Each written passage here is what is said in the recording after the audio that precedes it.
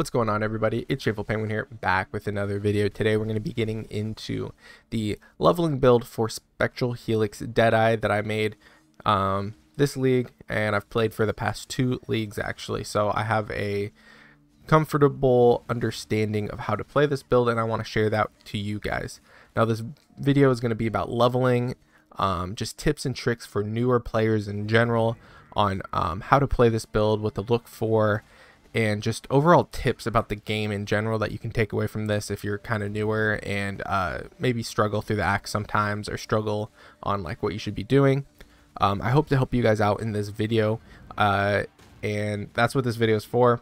The last video I made was about like trying to sell the build to you guys and telling you the changes. This one's going to be more in depth, talking about the build, how it works, what it looks like in each level, and giving you guys cool tips. So we're going to be getting into the path of building right away.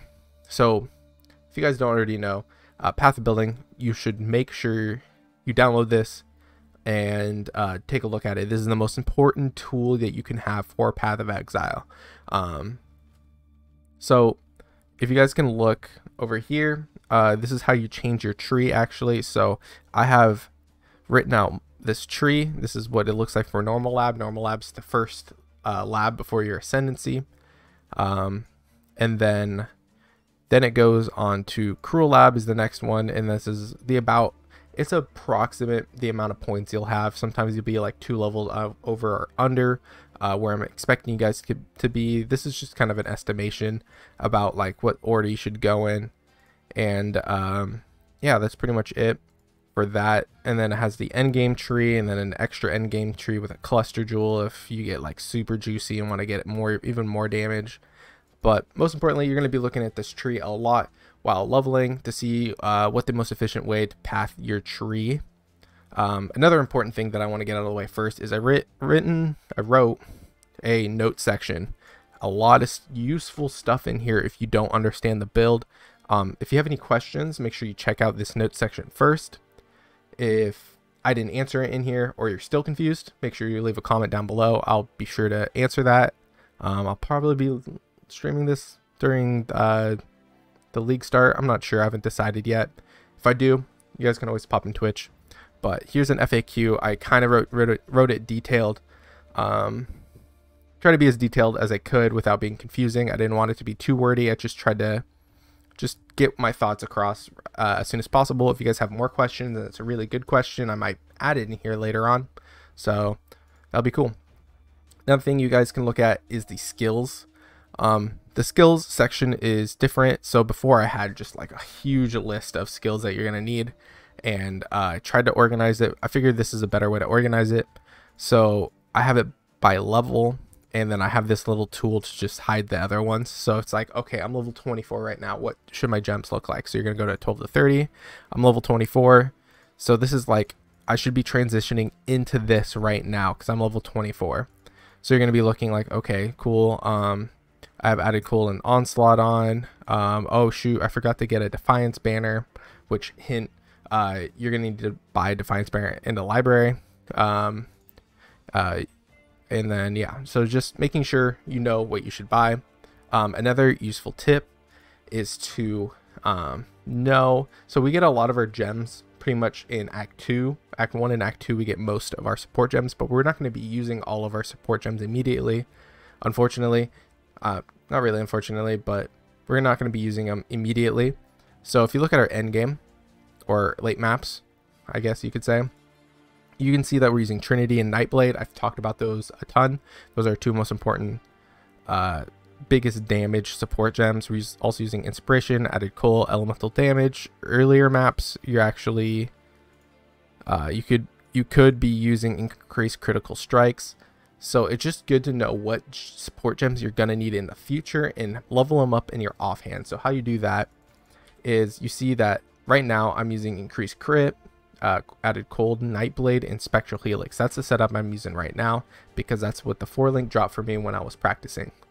So I'm going to be needing Trinity and Elemental Damage later on, and an Inspiration. So I have Elemental Damage with attacks and Trinity support in my offhand. You can hit X for the hotkey to swap between them.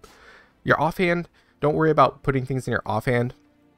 you pretty much never use your offhand. So it's kind of just like a dead area that most people just level up their gems in. So I have a lightning strike leveling in here. Just, I don't know, I just have extra slots. I can slot other things like a tornado shot in here. I can level, and it's really good because if you keep playing this game, you'll hit these offhand things at level 20, and then you can either use them for yourself, corrupt them, try to get level 21, or you can end up selling them for profit. So it's always good to be leveling things in your offhand if you can. But then, yeah, and then I have an inspiration just right here because that's how the slots work out, because inspiration is godlike. So with this build right here, I have 3 greens and a blue, but what would be better is if I took off this added cold and put in inspiration, but I can't do that because my 4-link doesn't allow me, and I don't have any chromes to change the colors, and it's not really, I mean, it's kind of likely that it might happen. I would say about 1 in 8 I would get the links I want, and I don't feel comfortable rolling it and ending up with a bad outcome. So I'm just sticking with what I have, and that's a very important idea that you guys should have, is that, okay, I'm level 38 right now. These are what the supports you say I should be using. Now, I don't have a red slot right here, so I ended up using added cold instead. Not awakened, god no. I ended up using added cold instead, and that's perfectly okay. If your colored links while leveling don't match up perfectly to mine, just go with the flow, go with whatever you have. Now, sometimes if you have enough currency, say I have like 20 chromes, I could roll, I would like, okay, I can get it in 20. I'll roll it until I get this, because it's boosting my damage probably by like 10-20% just by changing added cold to inspiration, because inspiration is actually very useful. It helps us with our mana cost. It reduces our mana cost, and it gives us crit and elemental damage, so it's better than added cold in my opinion at this point. But if you can't slot it in, just kind of use what you can. You can see what I've used previously, so you can be like, okay, what did I used to use? Onslaught. I can slot in onslaught instead and keep using that. And then you can look ahead as well, and you can be like, later on I use elemental damage with attacks and I have an extra red, so I'll use that for now. So just kind of work with what you have while leveling. The thing you want to do is not just sit in hideout, stare at your build, and try to get it perfect. I'm like level 34. I'm not going to sit in hideout and make it perfect. What you're trying to do is just zoom through the axe as fast as you can. That's what the general goal of everyone, because you want to get the maps as soon as possible, because that's when you start generating a lot of currency. So try to get the maps. Don't worry about your build if it's not perfect, and just pray for like a 4-link that you want, and just keep grinding. It's better to keep grinding than to stare in your hideout and try to perfect it, because you could be getting good levels. Levels just make everything easier, and then you can generate currency, so you can actually do what you want other than staring at it and be like, how can I do this with my small budget? You can generate a budget and then do it. So it's really good to just go and keep leveling. That's the main idea for the axe. Now, these items are just really ambiguous. You don't have to copy these. I was just showing what you can have. So for like early maps, this is something that you could expect. This is maybe mid maps. You can expect this. This might be a little bit like mid to late maps. But League Start gear, the difference between early maps and League Start gear is League Start gear has the focus trigger on your helmet, because by the time you hit red maps, you should probably have already done the syndicate a few times and gotten a lot of crafts under your belt. So you have maybe the ring crafts, and the helmet focus craft is the 2 that we want. So farming syndicate early on is going to be very important for this build. But early maps, we're not going to have that because we just started maps. So that's the idea behind these 2. So you can always change these. You can also go into your current build. You can hit Control C and then go and hit Control V, and you can just bring in your actual gear into POB to just test it out and see if that is like what you should do with your current gear, with your current build. If you want to see what the damage looks like with your claw instead of my claw, just to get a better idea of your build, is perfectly fine.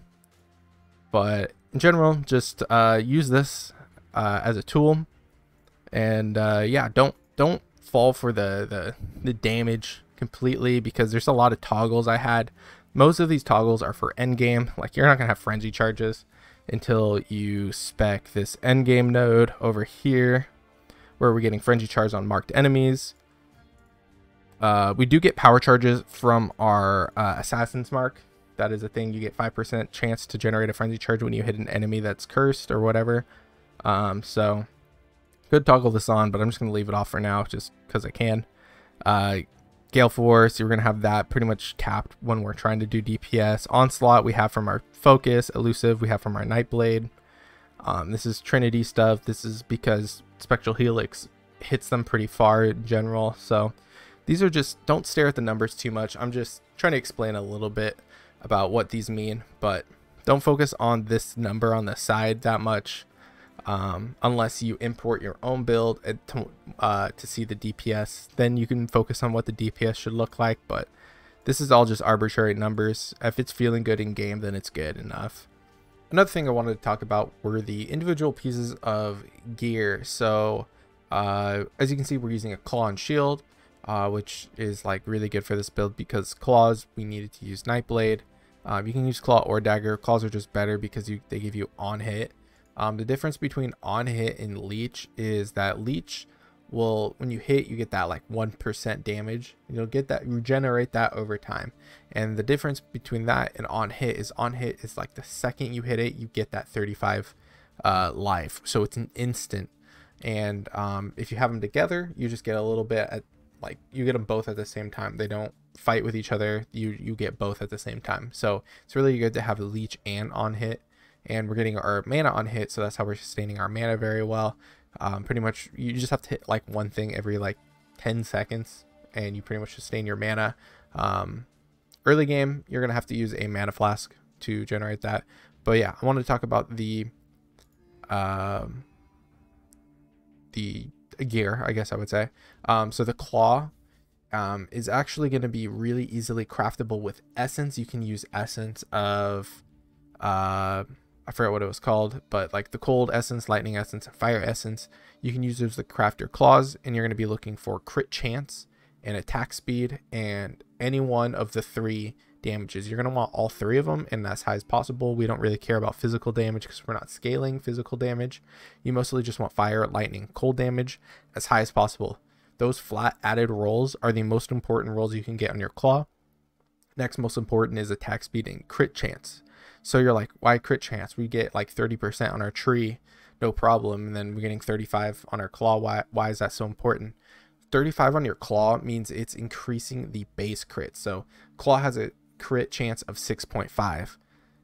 If we get 30% on our tree, you're increasing that 30%, and it's additive with all of the other crit chance on your tree. So the thing that's cool about on your claw is that if you get the roll on your claw, it affects that 6.5 directly, and then it's multiplied by the other stuff. So it's really, really important that you get crit on your claw. So other than all my crit chance, say I have 100% crit chance on my tree, and I have 6.5, that would be 13% crit chance. But now I have about 9% or 8.5% thanks to this on my claw. So say I have 100% on my tree, I would have 19%, which is not a huge difference. But imagine 200% crit or 300% crit. Like, it scales. It's scalable. That's the reason we want it on our claw so bad. And then obviously attack speed is the same thing.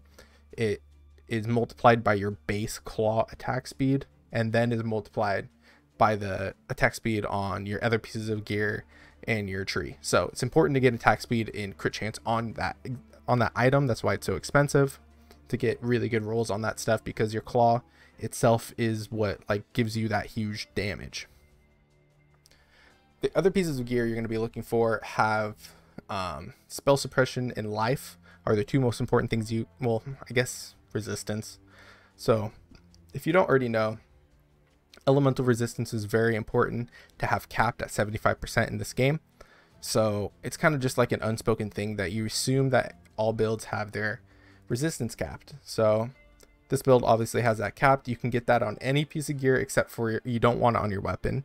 Any other piece of gear, more than welcome to have it. You can see it on most pieces of gear that I have resistance. You just kind of get it a little bit everywhere, and it makes it easier other than worrying about getting a ton on one piece of gear. It gets more expensive to buy gear that has like a ton on one piece, so you just kind of scatter it across other pieces and you can pretty much fill it up on a budget. You're also going to be wanting maximum life. We're a life-based build. You're going to be wanting spell suppression on your body armor, your shield, your helmet, your gloves, and your boots. Those are the places you can get spell suppression. Your body armor and shield can roll higher values, so it's more important to get it there if you can. And then just a little bit off the top on your boots, gloves, and helmet. Your helmet, your gloves, and your amulet, you can get accuracy rating, and you want to make sure you have 100% chance to hit. So right now it says 90%. That's because I'm using like a weird tree. So if I go to my like end game stuff, you can see that my hit chance is 100% now. So it's important to have a 100% chance to hit, because it's just obviously if you have a 90% chance to hit, that's a 10% DPS loss. So it's just cap it. You don't need to overcap it. There's no reason to get more than enough crit and more than enough accuracy. There's no benefit in that unless you're like an accuracy stacker, but we don't do that, so don't worry about it. Your rings, you're going to want to get the craft minus mana cost. You get that from the syndicate. Rings are also a really good spot to get a lot of resistance. Your amulet, you're going to want to anoint a few things. So you can anoint Path of Hunter, which I believe is this node right here. It's really cheap. I just anointed it because it's like really cheap. Verdant oils, the green oils, are pretty easy to get. They don't take too long to get. You can really hit any of them. You can go Eagle Eye over here to get accuracy, because early maps you might not have enough accuracy, and if you don't have enough, you want to spec something cheap like Eagle Eye. Well, Eagle Eye needs opalescent, maybe not that. Maybe Withered Hunter gives you accuracy and resistance, pretty nice. You could also anoint Acuity right here. It's a black, it's a little bit more. And if you have enough accuracy and you just want a little more damage, Divine Judgment, that's the one of choice. 50% elemental damage, very good for black oil, so not too bad. The expensive anoints we're going to be going for is the most important for our endgame build. You can see we anoint Sovereignty. Sovereignty is very expensive to anoint. 3 silvers, pretty much 1 gold oil, because that's what it would upgrade to. And yeah, mana reservation got nerfed, so we need to anoint this in our build now. But previous builds we didn't have to, so yeah. Anything else I want to talk about on the gear? Not really. I'll talk about the jewels a little bit. You don't really need crit multi on your jewels. Usually you would use crit multi all over your jewels, because that's the biggest damage increase. Our build doesn't use crit multi to increase our damage that much, because if you look at our crit multi, it's already at 700%. Why is that exactly? Because of Nightblade. I tell you, Nightblade's the craziest thing in the game. So we get insane so we get 138% crit multi for our Nightblade, but then we're like doubling the amount of elusive we have through these 2 nodes, and then we're getting more crit multi on top of that. So we just have an insane amount of crit multi just for free. So getting more crit multi really doesn't help our build. So getting just increased damage actually helps our build. Making sure we are 100% crit chance will help your build, but making sure you have more than that doesn't help. Attack speed is really good, and making sure you have life. And also another thing about this build is that it needs a lot of intelligence if you're using Wrath. Also Assassin's Mark needs a bit of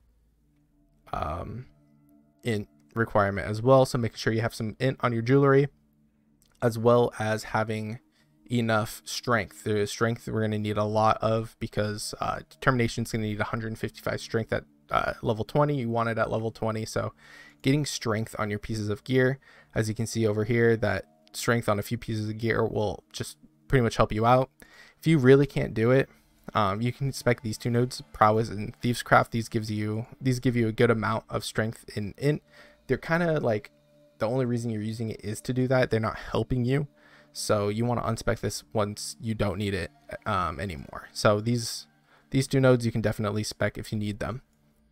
So yeah, that's pretty much all I had to talk about for that so far. Make sure you look at the note section before you ask a question. All the skills should be written out here, because this is the main thing for leveling, is what skills do I pick up? Do I pick up Grace now? When do I put it in? When do I use Grace? Grace takes up a lot of mana. Well, I have an answer for that. It's like right here actually, which I'll answer it right now. I use Grace around level 40 in general, because when I spec this evasion mastery right here in Charisma, it feels good. Before that, kind of feels bad because I use too much mana. So those kind of answers you can expect. But yeah, always, even if the answer is written right here, you can just be like, oh, I know you wrote about this answer, but I still don't understand. I'll answer in the comments. Don't worry about it. I hope this build somewhat helped you guys. I've been working a lot on this POB, and yeah, I'm going to be playing this for my league start, so you guys can watch me fail. Not fail. I'm pretty good at this. I just hope to get a lot of currency. Thank you guys for watching this video, and I'll see you guys on the next one. Later.